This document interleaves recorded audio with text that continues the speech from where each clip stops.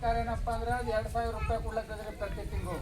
ಅದರಿಂದ ಅನ್ನಭಾಗ್ಯ ಅದ, ಗೃಹ ಜ್ಯೋತಿ ಅದ, ಯುವ ನಿಧಿ, ಶಕ್ತಿ ಯೋಜನೆ ಅಂತ 5 ಸ್ಕೀಮ್ ಅವ. ಬಸ್ಸಿಗಾರ ನಡೆದಿರಲ್ಲ, ಎಲ್ಲಿಗಾರ ಫ್ರೀ ನಡೆದಿರಲ್ಲ, ಅದರ ಸಂತೋಷ ಅದ.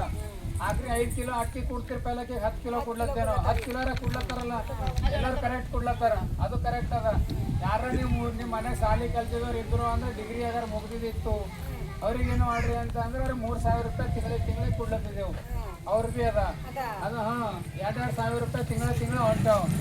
2,000 ರೂಪಾಯಿ ಹೊಂಟ್ರು ತಿಂಗಳ ಅವ್ರಿಗೆ ಏನಪ್ಪ ಅಂದ್ರೆ ತಿಂಗಳ ಹಾಕ್ಲತ್ತಿದ್ರು. ಒಂದು ತಿಂಗಳು ಮುಂಚೆ ಹಾಕ್ಲತ್ತ, ಅದೇ ಒಂದು ದಿನ ಮುಂಚೆ ಹಾಕ್ತದ. 2 ತಿಂಗಳು ಆಯ್ತವ, ಜುಲೈ ತಿಂಗಳ ತನಕ ಹಾಕಿದೆವು.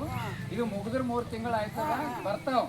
ಒಂದು 2 ದಿನ ಮುಂಚೆ ಆಯ್ತಾವ. ನಾವೇ ನಮ್ಮ ಮಕ್ಕಳಿಗೆ ಗಂಜಿ ಕೊಡೋದೇವ್ ರೊಕ್ಕ ಈಗ ಹಾಕಿದೆವು. ದಸರಿ ಹಾಕಿದೆವು ಬಂದಾವ. ಅರೆ ಬರ್ತಾವ ಈಗ, ಅದಕ್ಕೆ ಚೆಕ್ ಮಾಡ್ಲತ್ತೇವೆ ಯಾರು ಬಂದಿಲ್ಲ.